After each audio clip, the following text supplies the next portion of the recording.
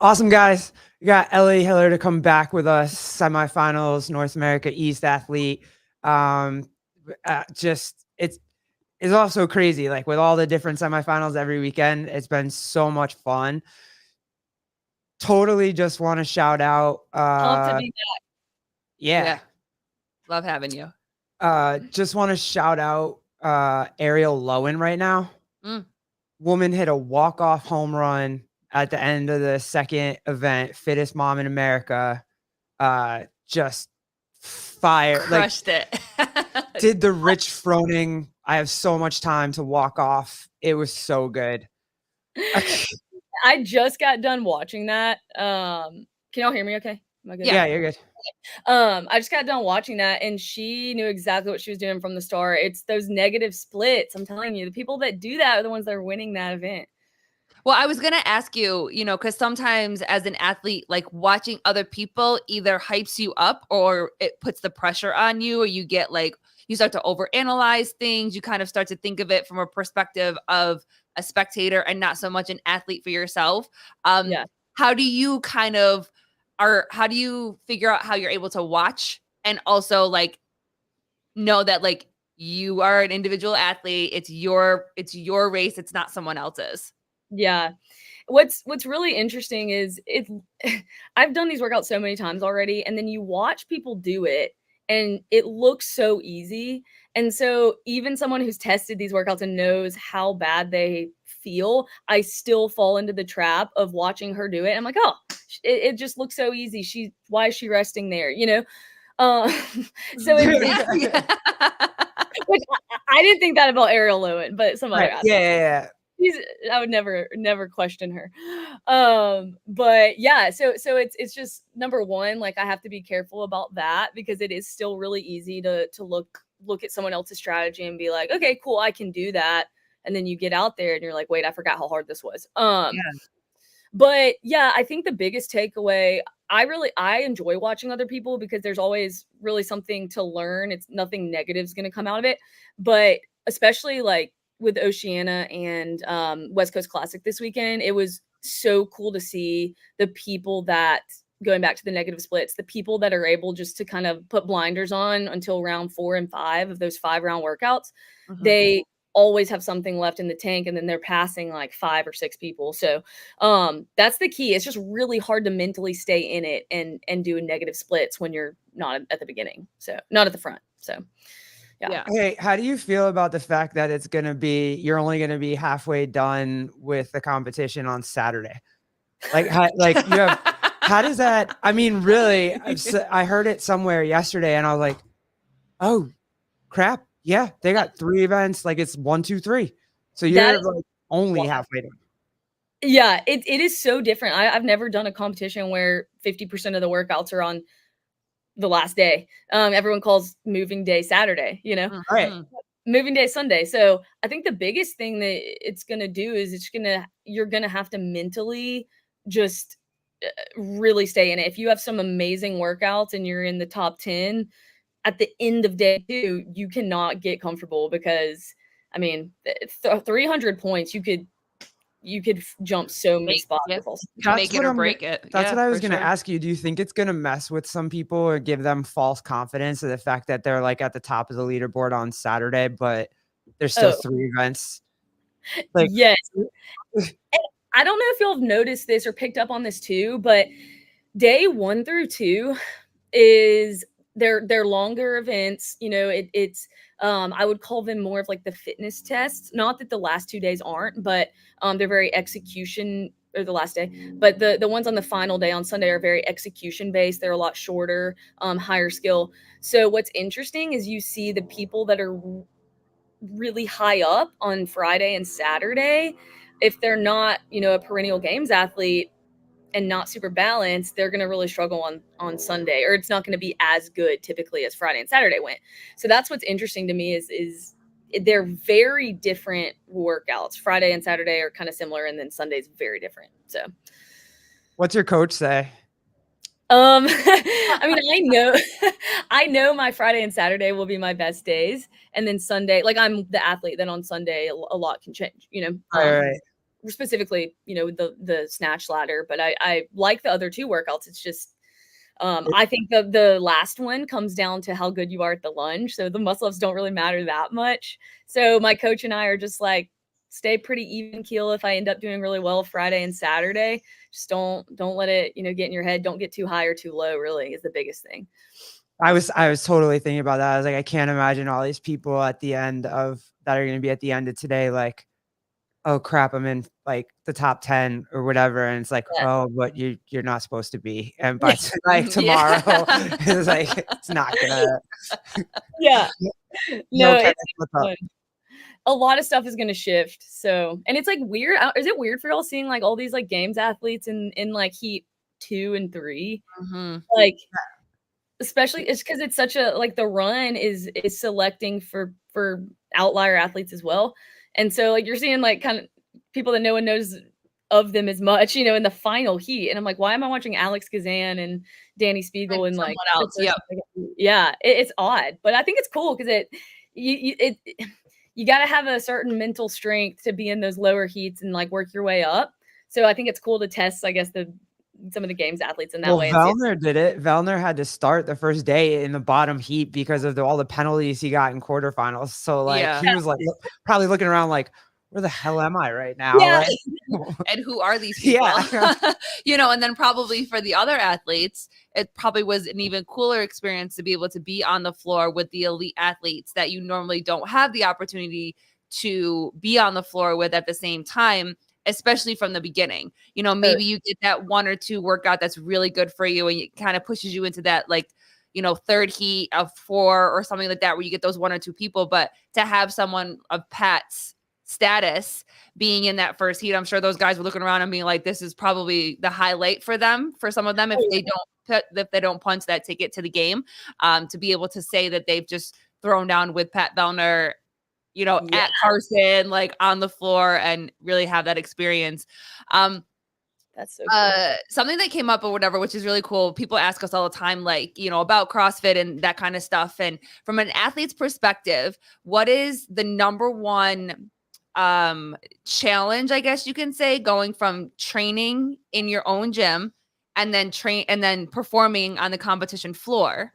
And then how do you navigate that number one thing for you? Is it pressure? Is it staying in your lane, like blinders up? Is it nerves? Like, what is that one thing that you feel the difference between training in your gym and then competition floor? And then how are you able to kind of navigate that, come game day? Throughout the years, I think the biggest challenge has changed. So right now, the biggest thing I'm having to just be aware of is you get out on the competition floor and you have all this adrenaline, you're tapered for a week, you feel amazing, you feel like you could go PR every lift. And so then you have this thought creep in your head of okay, all the times I've tested these workouts, I've been tired. It's been in my own gym after another session or whatever. So you feel like you can do more than you've done in training, which is true most of the time. But if you ride that line too closely and rely on adrenaline and, the crowd and all this stuff to push you a little bit too far, then you risk blowing up. Mm-hmm. And so just on specific workouts, that matters more than others. But I'm thinking specifically like the legless road climb workout, right? Like if you're like, all right, I can hold 1 RPM faster than I've held in training because I'm going to feel really good. That 1 RPM can really help you, but it can also, did y'all see Caitlin Van Zyl blow up on the road climb? Mm-hmm. And she's amazing at that stuff. So it's just like, that is where you have to ride the line of how do I game this to where I can use all the benefits of competition and adrenaline and the crowd and all that to my benefit, but then not go too far with it. Do you feel like you have gotten better at that with the years of doing this? Yeah. And I think it comes down like the gauge is really like how well do you know yourself? Like I know when I start to feel like, all right, this next round, if I keep doing this, I'm not going to immediately jump into the rope and be able to do a rope climb, right? So I think it's being able to really just in the heat of the moment still have mental wherewithal to know when to pull back and when maybe you're going too slow. It's still, it's hard. Y'all have experienced this, I'm sure, with CrossFit, but it's like I get wad brain. Like when you're going so hard, it's like thinking is really tough, right? Like Yeah. You want to just turn your brain off and go. Yeah. Yeah. right. And so that's a skill in and of itself, is being able to still know what's happening when your heart rate's super high, being able to like look around when you need to, know what pace you're on. That's really tough when you're tired and your heart rate's 180, you know? Going back to when we were talking about like people being in the bottom heat with Vellner and like, oh my God, I'm in this bottom heat with Vellner, or, you know, anything like, how often do you think like people are just like, oh, if I just stay anywhere close to him, I'll get bumped up into the next heat. And so they try to do it. Yeah. And it's Take like his energy to get better. and Yeah. then like, do you think, would you be able to do that if you end up, if there's somebody of that caliber in your heat when you start, what can you like tell yourself, hey, don't even look at that person and just do what you do? Or are you going to just be like, I'm at semifinals, forget it. My coach can't tell me nothing. I'm going, like, that's it. I guess it depends on what your goals are. If you're really just gunning for a qualifying spot, maybe not. But if you want to just get your name out there and get some screen time, maybe you come out hot and you beat Vellner for 4 rounds and then you crash and burn. But yeah, no, I remember back at Atlas Games like 2 years ago, my first time making it.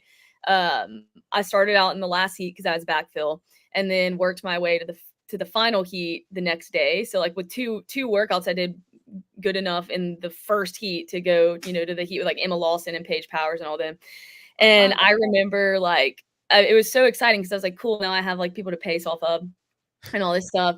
And there was it was like the workout started out with 30 ring muscle ups for time. And then it was like burpee box jump overs and snatches. But I remember being like, oh, this is going to be awesome. I can pace off them. And I did way too big a set of ring muscle ups because I watched what Emma Lawson was doing. And I was like, that was the dumbest thing I've ever done in my life. So I'm like, I learned my lesson. Don't freaking pace off Emma Lawson or Paige Powers. So, I guess that's a good lesson to learn. yeah. When you're on the field, well, does your coach travel with you when you go and compete? Yeah. So he's in Atlanta. I'm in Birmingham, Alabama. So, I mean, I go over there a good bit to training Think Tank. But he will be at the North America East semifinal. But typically with other competitions, he doesn't go, just unless it's like a bigger like Wodapalooza or something, which I've never done. Okay. Because I was going to ask, are you that athlete that needs to see your coach or needs to see somebody? Maybe if your coach can't come, is it, you know, your husband? Is it a family member? Is it a friend? Like, do you have that one person that you have in the crowd for you each time you compete that you need to like ground yourself, center yourself, push you, tell you to slow down? Like, do you have that one person each time you compete? Yeah, so it's my husband 99% of the time. Even when Kyle's there, my coach, it's still, you know, Sean is still so helpful because he knows me almost as well as I know myself, with just like where I've messed up in training. Like at Crash Crucible, there was a pegboard workout, and like he knew, like I knew I could win that event. I came out really, really hot, and I was holding on. I was doing good to the last round. And like he was screaming at me from the sidelines, like slow down, because he knew I was running to the pegboard and I didn't need to be running to the pegboard. But I was like, oh, I feel good. And then I ended up like, I was so tired. I dropped my peg at the top of the pegboard and I had to like redo it and all this stuff. But I was going to win that heat, and like he was screaming at me to slow down. And if I had just listened to him, I could have done it. And, like, that is literally time after time after time. It's always like he knows when to tell me to chill. I don't listen, and then it crashes and burns. So now over the years, I've really learned to respect his opinion on things. It takes some time, girl. Don't worry. Like, it takes some time. Absolutely. You got to learn the hard way sometimes. But Yes. yes, I will be listening for him in the stands. If he says slow down, I will slow down. So. Any stresses that you had your first go around at the semifinals or Wodapalooza or Crash Crucible? Any stresses that you had during those times that now you feel like you don't have anymore? Like they're not, you know, a problem anymore? Yeah, that's a good question. Well, I forgot my whole workout bag the first time I went to semifinals. in Canada, literally, I'm on. This is so sorry. I'm just telling all these stories. Oh, go for it. I was on the plane leaving Atlanta International Airport, and I look over at Sean. I'm like, I feel like I forgot something. And we're going to Montreal, Canada. And he was like, okay. It's like the Home Alone. Like, I feel like we forgot something. And Oh, I was God. like, I don't know what it is. Like, the plane is taking off. And I'm literally like, oh, shoot. That was supposed to be my carry-on. I forgot my entire workout bag with all my grips, my belt, all my tape, like lifting shoes, literally everything I would possibly need. All your And favorite stuff. and like he literally looked at me and just had no words. And so I just called my twin sister. Like, the flight attendant's like yelling at me to get off my phone. I'm like, I'm so sorry. I was like, please drive. Can you drive to Atlanta? Like, get this out of my husband's car in the hotel parking lot. She's an angel. She drove all the way to Atlanta from Birmingham, overnight ships it to Montreal. Which it doesn't get there, obviously. And it costs $700 for us to get that shipped. Oh Um, my gosh. and so I'll never forget. I got there 2 days early. I'm waiting. It got stuck in customs because this is like during COVID too. So there was just a lot of stuff going on. It got caught in customs, and then an hour before I'm supposed to be at the whatever civic center for event 1, which I needed my grips and I needed like knee sleeves. No vendors were there selling anything. And an hour before I was supposed to leave, the FedEx truck pulls up, but I had no way to track it. I had no idea. I literally thought I was just like go out there and look like a idiot. But yeah, so that was a stressor. And my husband was like, he was just so kind. But I mean, spending $700 to ship a bag that I forgot, like the most important things. It was just, so yeah, that was another lesson. So maybe now you're not as nervous as you used to be. You have enough, like you'll remember your bag this time because you're not running on complete Right. adrenaline. Or does your husband just take control of everything and he's like, I'm packing this, I'm packing your food, I'm packing everything, and just get in the car, please. I just imagine like a really big like checklist on the board before, like right on your front door before you leave the house. Like, okay, we have this, we have this, we have this. Check the car, check everything before you go. I remind him, I'm like, you're the one that married a child. I was 21 when we got married. I was like, you signed up for this. Yes. You signed on the dotted lines and committed to all of this. Welcome. Here we are. I need to take responsibility, but it's funny to tell him that. So, hey, have you gotten any like weird emails or anything about changes to the first event run? Or like, are there any, do you know what the run it actually is, like where it is and all that stuff yet, or no? So I haven't gotten any emails or anything about it, which I am assuming we'll find out everything on the briefing day. But there's been rumors that I've heard that it is going to be outside for Knoxville. So we'll probably like run outside of, I'm assuming the loading dock, they'll put some type of like ramp or something. Just because it's possible there's places to run around there. I just don't foresee them doing the TSA line thing that North Korea did or wherever that was. Hopefully they don't. But yeah, I've heard it's going to be outside. The only thing is though, when I went to the MAC there in 2021, which is the same facility, it is very hilly. So it's going to be, there's going to be hills in the run regardless. Like Knoxville is not flat. So I was going to ask you, are you going to concede to the fact that North America West run was harder because they had to go up the stairs and down the stairs than your run will be? Oh, I mean, I don't know.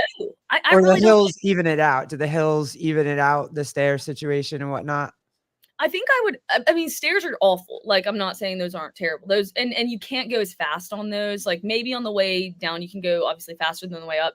I think stairs are harder. It's just going to depend on the total elevation, I think, of the course, because if it is like super hilly every single 800 meters and there's multiple hills, then that just jacks your heart rate up so much. And there's literally nowhere to recover. So, that's going to be interesting. I don't know. I feel like the stairs are harder. I'll just go ahead and give them that.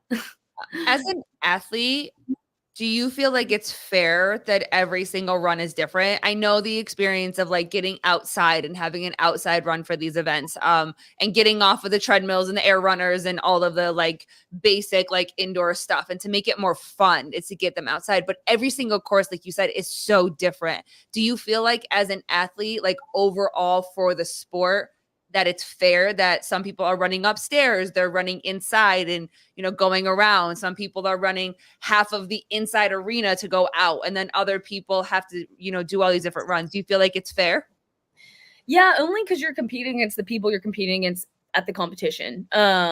Like obviously the people at West Coast Classic, workout 2 is a lot harder for them than the people I'm sure running, in circles inside. Like Mhm. it's just more leg fatigue accumulating. And so obviously it becomes this cumulative effect of, all right, we obviously can't cross compare regions run course times, Mhm. but also it's going to be a little bit more difficult to cross compare other events just based on how fatigued people are already from having to run outside in the heat and then having to run Yeah.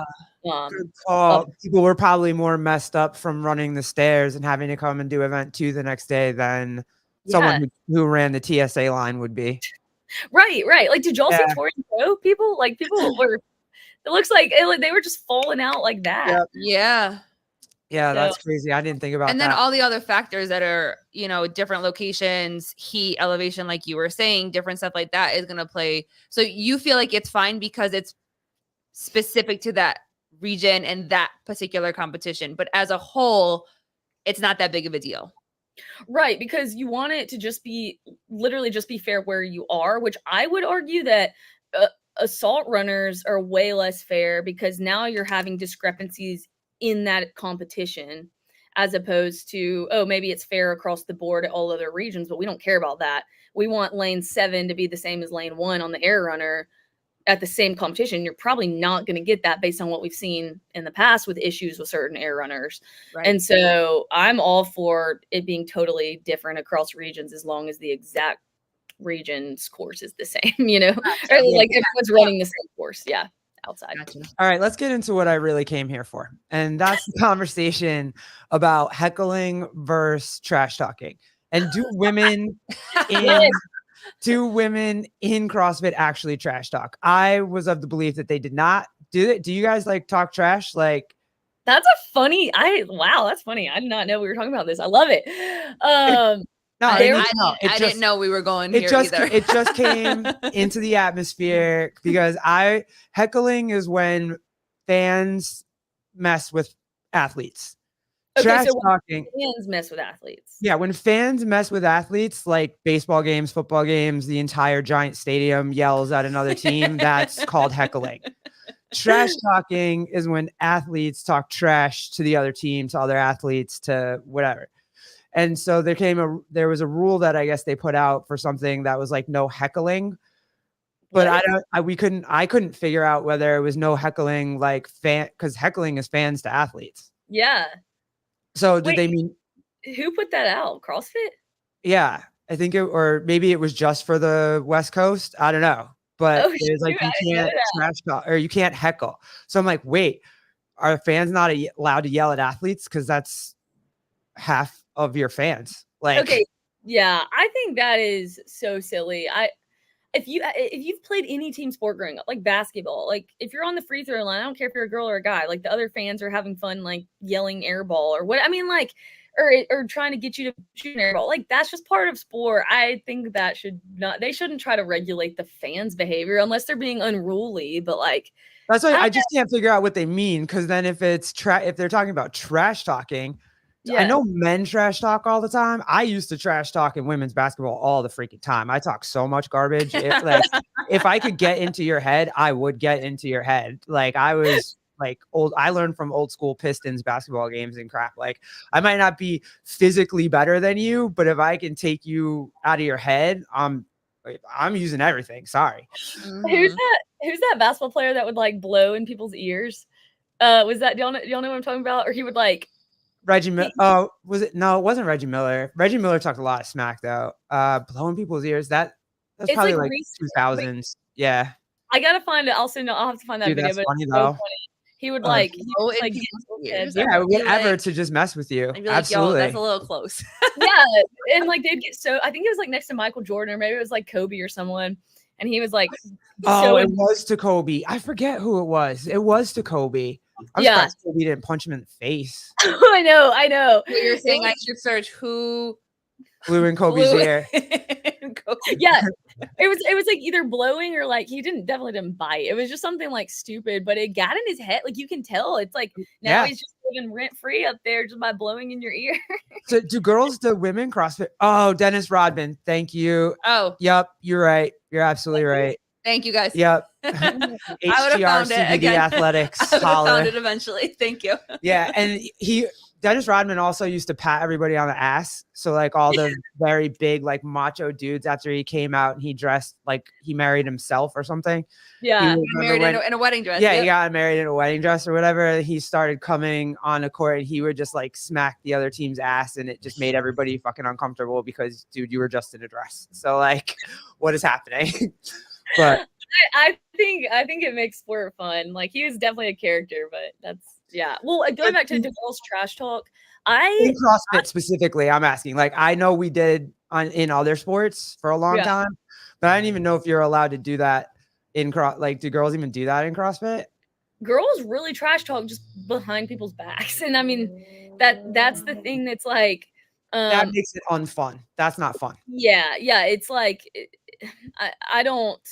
I'm not someone, I don't really like get motivated that way, like talking about people, but from what I've seen and observed and heard, it's a lot of like sending DMs and being like like trash talk that way.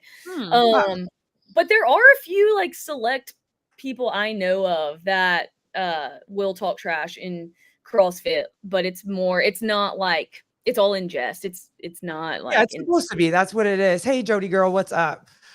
Rodman, Mary, Carmel. Yes. Yep. Yes. God.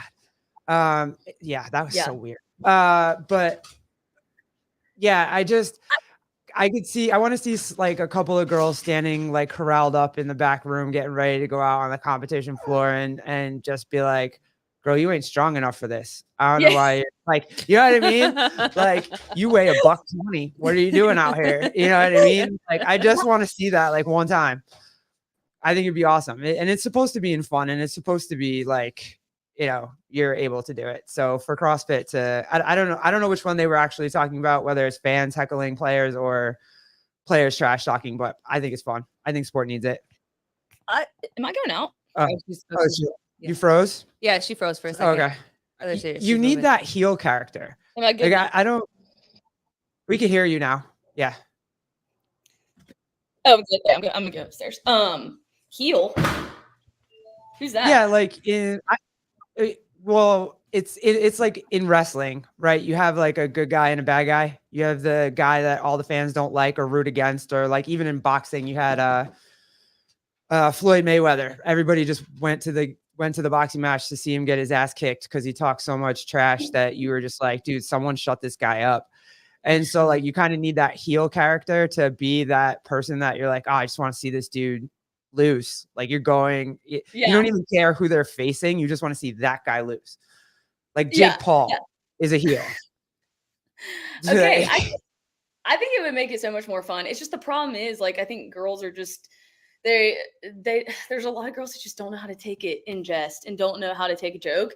And so then it becomes this cattiness. There's this cattiness to it. Whereas like I've been around, Atlas games. I heard Vellner's a big trash talker in the back, and he's like such a big trash talker. It's Thank so you, Kenneth. funny. Yes.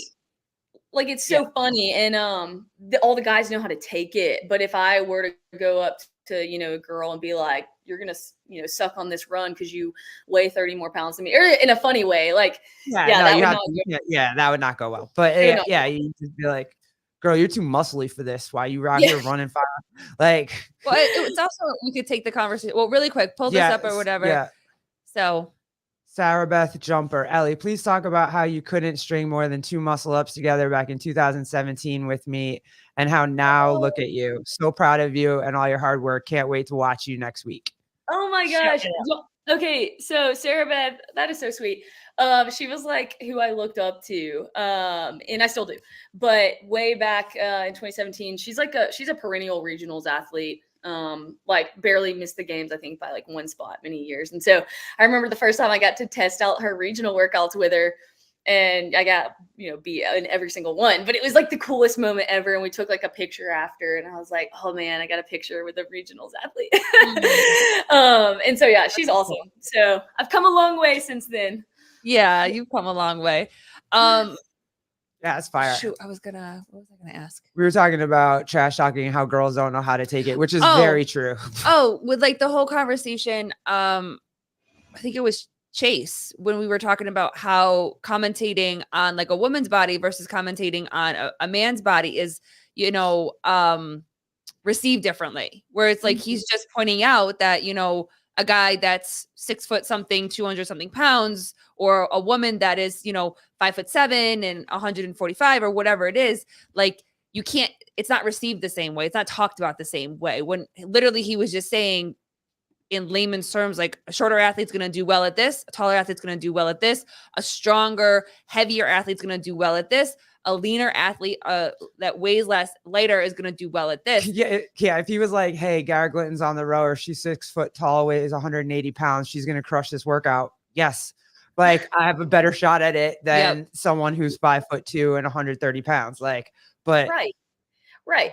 And I mean, there's literally, I just think going back to basketball, your position is literally dictated by, yes, your skill set, but a lot of times your height and your weight. Like you're not going to find a center that's, 5'1", 130. So I just think, I mean, and maybe I have to be careful with what I say, but like the bottom line is like any girl who you're watching at the semifinal level, at least specifically, is so fit, it's not even funny. Right. So like, anything you say about them, as long as it's not like directly trying to be mean, I just feel like at baseline, it's just an understood fact that they're so fit and, everyone has different body types, that it's like, I feel like you can say that and we shouldn't have to get offended.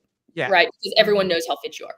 But, I get it. I'm also like a smaller athlete. And so I guess if I was on the other end of some comments that were maybe more about how I'm not going to run well because I weigh a little bit more, I might be saying something different. But yeah, I think in general, like we shouldn't ban talking about people's bodies. I think that's just like, I mean, that's just sport. Like there's this chick at the West Coast Classic. Yeah, Kenneth Lapp, please don't be careful with what you say. It's fine. Listen, you can say whatever you want. I'm not monetized. It does not matter. It does not affect any part of my life. What you say, go for it. Yeah. But if you and I like, this like, she was awesome. She was in the heat with Ariel Lowen. They finished the front squat workout. She's like 40. She's my age. She's like 43 years old. And she finished it in the time cap, fell out on the floor, collapsed, died. She probably was one of the last ones to finish that workout. But so what? The woman is 43 years old. Who knows if she's got kids? Like, and she finished that workout. You know what I mean? Like, and she looks amazing. Wish I looked like that. But I will not train hard enough to look like that. So it's fine. It's all good. Exactly. And I'm probably the minority on this, but in my opinion, if you're doing professional sports or even semi-professional sports, you're kind of signing up for people to talk about you. I mean, I don't have to tune into all the talk shows. I don't have to listen to all that. But, it's just kind of, there's something about having enough confidence in like your skill set. Well, you made it there for a reason. You're fit enough. I'm speaking as someone who's never had like body image issues, thankfully. And that's not like in an arrogant way. So I guess I'm just speaking for those people that like maybe have never struggled with that. But to me, I'm like, I kind of am signing up for that. If I'm going to go put myself out there, people can say whatever they want. People can say whatever they want about me when I'm in the grocery store. It's just kind of like, I get to choose if I want to receive that or not. But again, I don't want to be insensitive. So yeah, I talk about John Young's ass all the time because I wish my ass looked like John Young's ass. So like, I just talk about it all the time. It's fine. I hope he doesn't take offense to it. Love you, John Young. But like, his ass is amazing, and I wish my ass looked like that. But I will never squat enough for it to look like that. So that is so funny. I've never. I need to follow him on Instagram. His ass is amazing. It's always up there. He's always working out. It's amazing. But I love that you say that. He's really strong. Yeah. He's super strong. Okay. He's super strong. Yeah. But I love that you say that because that's something that we talk about all the time. And that's just the society, one, that we're in, and two, the choices that people make to be in such a public place, to public platform. You know what I mean? And so when you choose to get into a professional sport, you choose to be seen by hundreds of thousands, millions of people on different platforms and stuff like that. You're going to have people that are going to have comments about the way that you look, what you do, how you sound, how, all this type of stuff. but also too, like you said, the people that walk down the street could possibly say something. The only difference is that now it's on a grander scale. Yeah. Versus just you going into the store or whatever. So I always say too, like, Instagram and social media is you inviting somebody into your personal space. So I'm inviting you into my personal space with everything that I share. And if I don't want you in my personal space, then I need to get off of a platform that I'm inviting you to be into my person. And that has to do with sports and social media and all of that type of stuff. That's a little bit what Sarah Beth wants to tell you is trash talking doesn't really exist on the women's side. I wish more women would lighten up. Yeah, me too. And trash talk, but it just doesn't happen. Girls are too sensitive, especially now with social media. And that's just what you were saying. Like social media is it's ruined everything for everybody. Can I get on the soapbox really quick? Yeah. The thing that this drives me more crazy than anything else. The do not sexualize women's bodies, but you go to a specific person's Instagram or certain people's Instagram, and the entire account is certain individuals sexualizing themselves, posting pictures that are just so blatantly like asking for that. I just get so mad when we're all like, don't talk about my body, but it's like, go to our Instagram page and you're opening yourself up blatantly to that. It just really, really frustrates me. Like there's a fine line between people that aren't opening themselves up to that kind of talk and talking about them. But when you're just posting, half naked pictures and then you get mad when there's all this talk about, people are sexualizing you, they shouldn't be sexualizing you, but you're also just like, don't act like they can't say anything. But also, don't you want me to tell you that you're hot? Like, I feel like you want me to tell you that you're hot. What's the goal? You are hot. What's the purpose? It's not untrue. Like, you are hot. Me saying, oh shit, you look hot in that. Like, I'm not, you know what I mean? You look hot in that. It doesn't mean I want to take you home. It just, you look hot in that. Yeah. It just really. We know what pictures unless you're super naive and living under a rock. We know what pictures are going to get certain responses. And I always say this, I'm not going to post pictures that I would send to my wife personally and privately. I would not post them on social media because I know the type of effect that I would get. Not saying, okay, relax guys. I'm not saying I send like all these type of pictures to my wife, but just saying like personal private pictures for your person, your husband, my wife, your person, your partner, whatever. Putting pictures like that on such a public platform and then saying, don't talk about me. Yeah.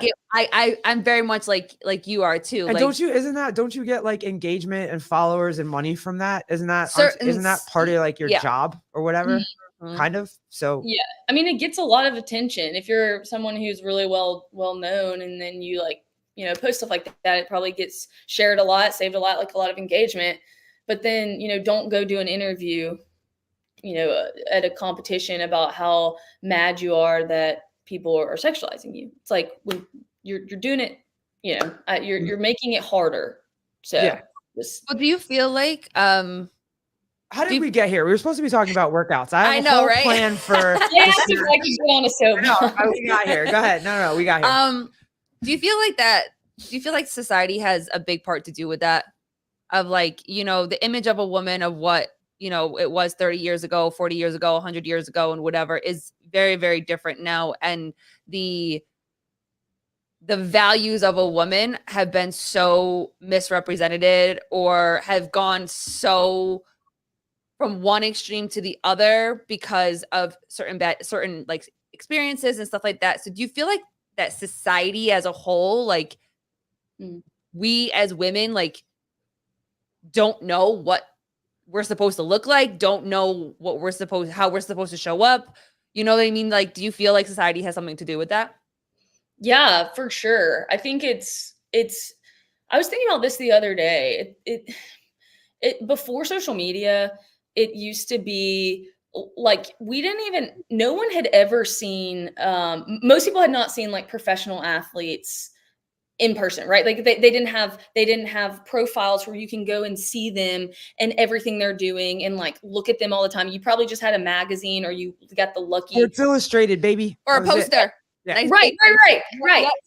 Yep. So it's like, or you maybe got to go see them in person one time if you're lucky. Yeah. Now it's like all of these people that we idolize or look up to, we can go on our Instagram profile right now and I can go look at everything I want to about my favorite athlete. I can look up YouTube videos, interviews, all this stuff. That like used to not be a thing at all. And I was thinking about that the other day. I was like, man, because I was thinking about Michael Jordan. And I was like, you had to either like, not maybe let me go back even further, but like pre-Instagram or social media. Mhm. And I think now it's just if I'm following 100 athletes that I look up to and their bodies are all amazing and their careers and they're making all this money. And now it's just this like constant input of comparison. And I think, that's the standard as opposed to it used to be like, we were just in our house, maybe reading a magazine every now and then like all of this input wasn't in our lives. So it was a lot easier to like not feel like there were all these standards we had to meet that are just unrealistic. And You I couldn't don't know if that, interact with them either. Like now you can interact with them. Now I DM'd you, you DM me. Like I didn't know you. Like I've obviously seen you in Sevon's chat or like whatever, but I didn't know you. You like I think I friended you, you friended me back, and now we're chatting. Like that, you could never do that before. I couldn't just freaking DM whoever I felt like, and if they actually answered me, like now. And that's the beauty of social media. That is the positive part of social media. But unfortunately, again, with everything that, even if there is beauty in it, unfortunately, like the darkness and all the negativity kind of takes over what that actually is and what that could actually be. Hey, did you get any of that nastiness after you went to, like, you became a little bit more popular and you went to like Wodapalooza or semifinals that year or whatever? Did you get any of weirdness? No, I don't think I'm out there enough. And honestly, I'm thankful. But yeah, and if I did, I don't engage in it. You keep it moving. It's just kind of like people can say whatever they want to say. And there's also sorry, I like talking about stuff like this, but I think it's just like, it's really helpful to know, I have a husband, I want a family. Whenever that happens, I would love to like be a mom. Like my goal with this is not to be some like crazy well-known athlete and never have kids and like rack up all these memories of athletic achievements, but then like have like nothing at home. It's over. Yeah. So I think a lot about that. I think when you have goals outside of sport or career, whatever, I feel like you can be a lot more confident in, brushing off the comments or not getting caught up in the comparison game of like, whatever. It's like, okay, cool. I have a husband I'd love to come home to, and then hopefully a family. And that's the thing that's going to matter the most one day. Everything else are going to be memories I can share with them. So I think that helps a lot, not getting caught up in like comparison and social media and stuff. So basically you're like, okay, I can just leverage whatever I can get out of this CrossFit space. I like CrossFit. I want to be the best that I personally, as Ellie Hiller, can be in CrossFit. I'm going to leverage whatever that might help me with. And then I'm not going to let it take over me wanting to have kids or have a healthy home life, a healthy marriage, like all those things. Like, yeah. And it's like, cool that you can say that. It's cool. I'm getting to talk to y'all now, like on a podcast because of. What's up, Mason? Yeah. Okay. I think I competed in a competition he did one time. I don't know. Mason Mitchell. He's famous too.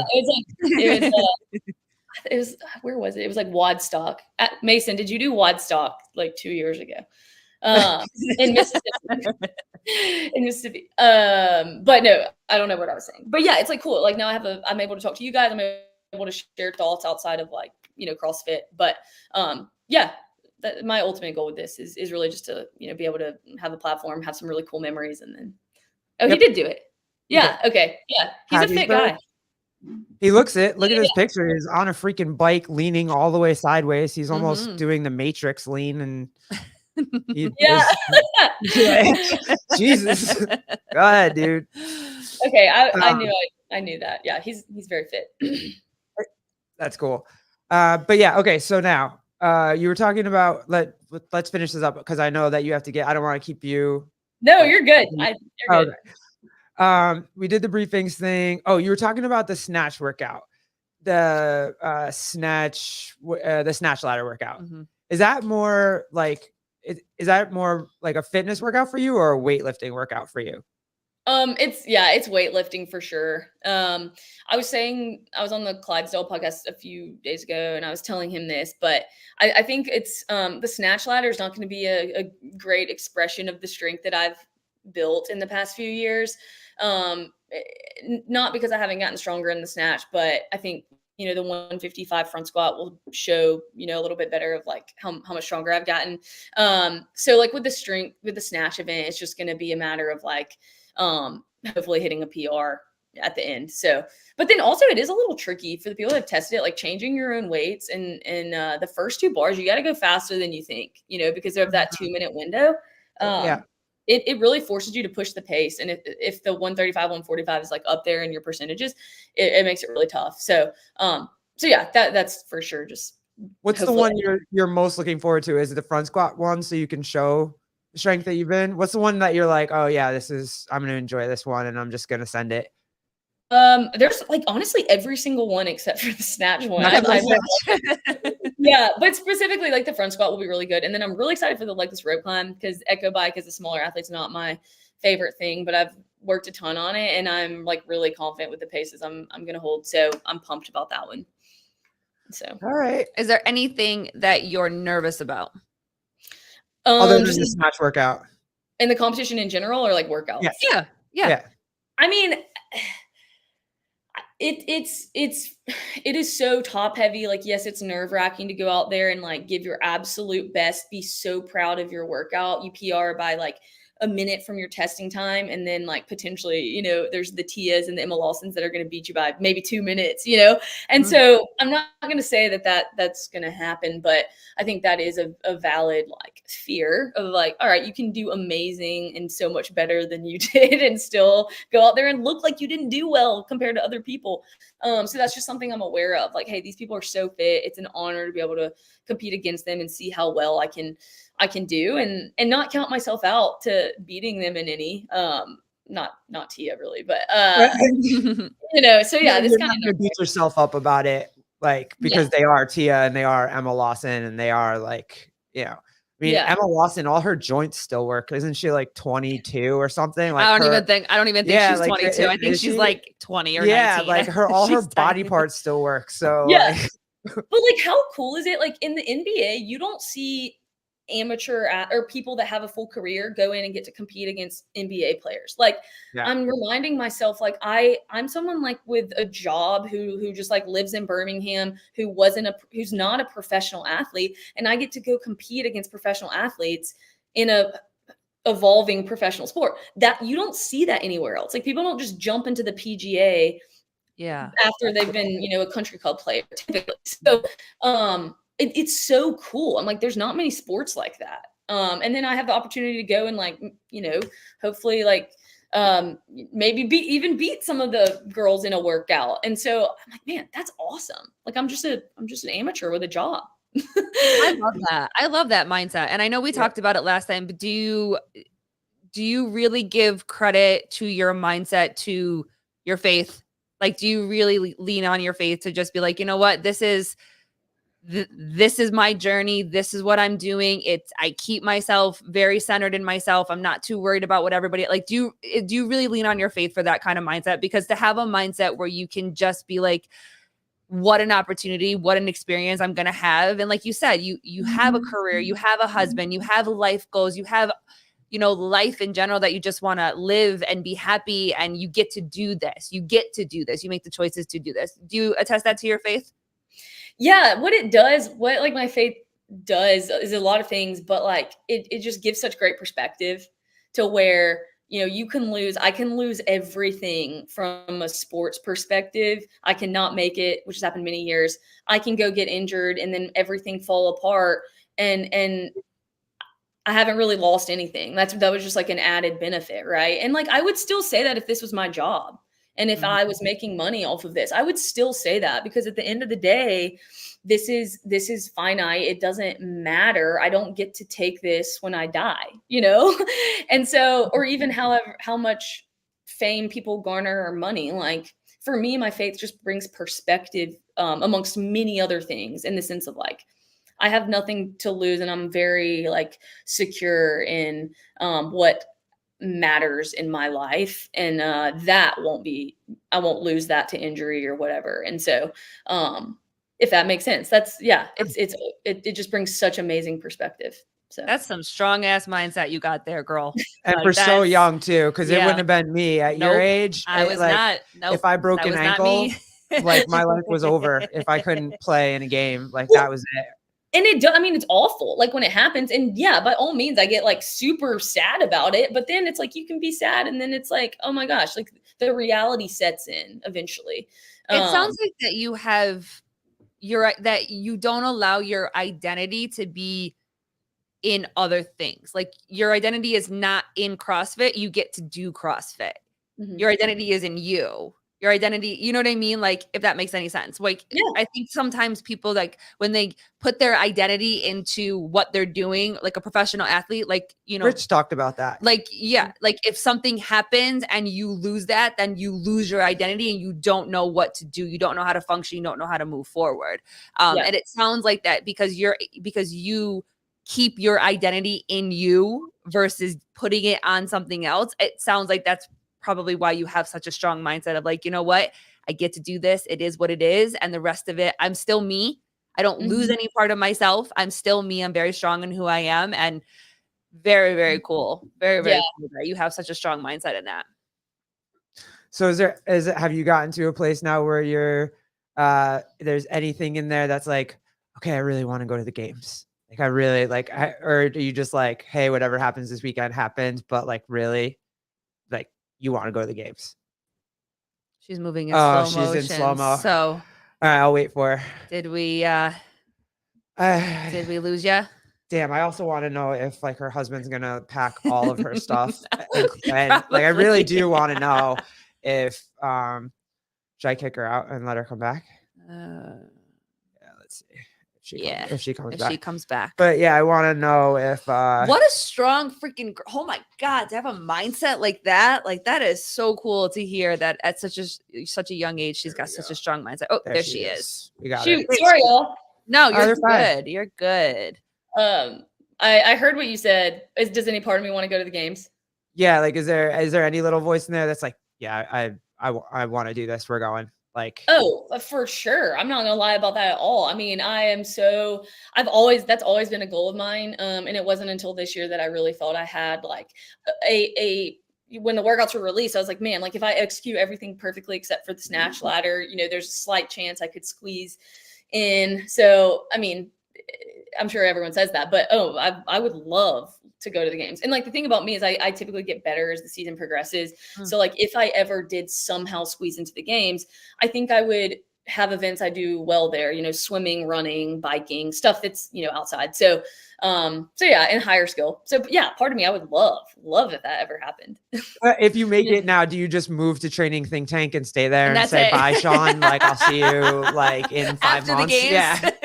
Peace out. I mean, hey, I mean, there would be weeks I would go down there hopefully, but you know, we maybe in 2 or 3 years, if I can keep getting stronger, I have a good shot. So we'll see what happens, but that would be amazing. That would be a lifetime goal. And then I would leave.